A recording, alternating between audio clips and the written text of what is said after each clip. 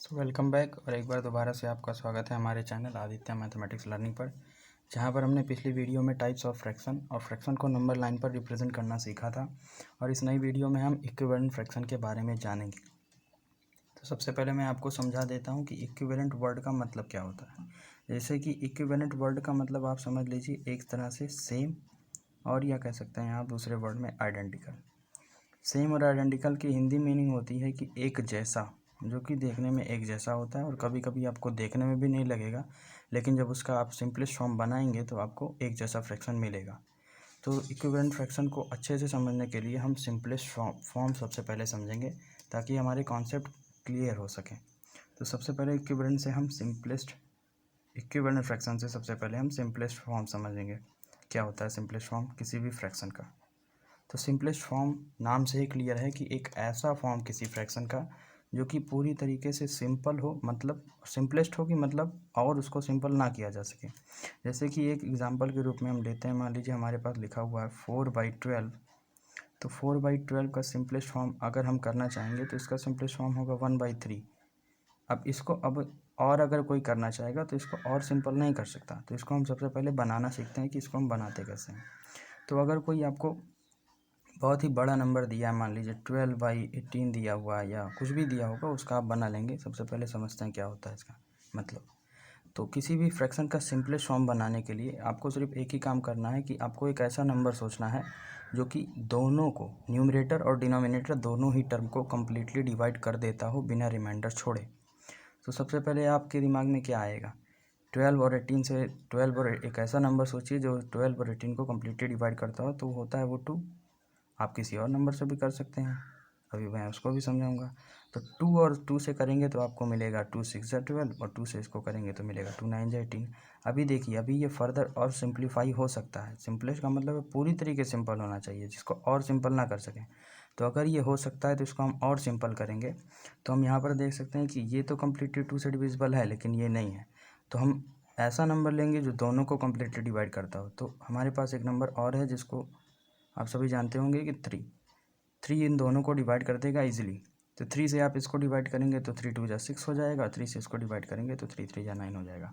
अब आप चेक करिए, अब कोई सा भी ऐसा नंबर नहीं एग्जिस्ट करता जो दोनों को कम्प्लीटली डिवाइड कर दे। तो ये जो फॉर्म हुआ 2/3, यही आपका 12/18 का सिंपलेस्ट फॉर्म हो गया। अब इसको अगर आप जल्दी करना चाहें तो 12/18 को आप जल्दी से फटाक से बड़े नंबर से डिवाइड करा दीजिए, लेकिन आपको सोचना पड़ेगा जल्दी से। तो 6 से आप डिवाइड करा देंगे तो 6 2 जा 12 और 6 3 जा 18। तो ये सब आपकी ज़ुबान पे टेबल होना चाहिए, इसलिए तब आप आसानी से इसको सिंपलेस्ट फॉर्म में कन्वर्ट कर सकेंगे। तो हमारे लिए ये वाला मेथड जो हो जाता है आसान हो जाता है बड़े नंबर से डिवाइड करने का। लेकिन आपको डिवाइड करते समय पेशेंस रखना है, गलती नहीं करनी है। गलती करेंगे तो आपका अगला स्टेप फिर गलत हो जाएगा। तो सबसे पहले हमने सिंपलेस्ट फॉर्म को समझ लिया यहाँ पे। अब इक्विवेलेंट फ्रैक्शन हम आसानी से समझ सकते हैं। जैसे कि मैंने अभी लिखा 4/12 का इक्विवेलेंट फ्रैक्शन 1/3 क्यों। तो यहाँ पर आप देख ही रहे हैं कि ये 4/12, अगर इसका हम सिंपलेस्ट फॉर्म निकालें तो 4/12 को हम क्या करेंगे, 2 से डिवाइड करेंगे। दोनों 2 से डिविजिबल है, तो 2 से आप डिवाइड करेंगे तो ये 2 2 जा 4 हो जाएगा और 2 6 जा 12 हो जाएगा। फर्दर आप इसको और काट सकते हैं, तो आप और डिवाइड करेंगे तो 2 1 जा 2 हो जाएगा और 2 3 जा 6 हो जाएगा। अब आप जरा यहाँ ध्यान दीजिए कि 4/12 फॉर्म बना रहे होंगे और उसका सिंपलेस्ट में कई जगह देखने को मिलेगा, जैसे उसका सिंपलेस्ट 4/12 का वही तो मैंने यहाँ लिखा है 2/6 भी लिख सकते हैं। तो वही चीज़ होता है कि इक्विवेलेंट फ्रैक्शन किसी भी फ्रैक्शन का ऐसा डिवीजन कर करके हम जो कि सिंपलेस्ट फॉर्म बनाए का सिंपलेस्ट में भी हमें उसमें फ्रैक्शन बीच में मिले, वो सारे के सारे इक्विवेलेंट फ्रैक्शन हो गए और साथ में उसका सिंपलेस्ट फॉर्म भी बनता चला गया। अब दूसरा तरीका होता है इक्विवेलेंट फ्रैक्शन बनाने का मल्टीप्लिकेशन के थ्रू। मल्टीप्लिकेशन करके भी हम इक्विवेलेंट फ्रैक्शन बना सकते हैं किसी भी गिवन फ्रैक्शन का। तो मल्टीप्लिकेशन मेथड में क्या करते हैं, जैसे हमें 4/12 कोई फ्रैक्शन गिवन है, तो हम कोई सा भी एक नंबर सपोज कर लेते हैं। इसमें ये ज़रूरी नहीं है कि वो इसको डिवाइड करता हो। कोई सा भी एक नंबर आप सपोज करिए, मान लीजिए मैंने 3 लिया, तो मैं 3 लूँगा और 3 से ऊपर नीचे जो मैं डिवाइड करा रहा था इस समय मैं मल्टीप्लाई कराऊँगा। ऊपर हो जाएगा 4 3 जा 12 और 12 3 जा 36। ये फ्रैक्शन भी 4/12 का इक्विवेलेंट फ्रैक्शन है। तो आप इस तरीके से मल्टीप्लिकेशन और डिवीज़न मेथड से नंबर ऑफ फ्रैक्शन जितना भी बनना चाहें इक्विवेलेंट फ्रैक्शन बना सकते हैं।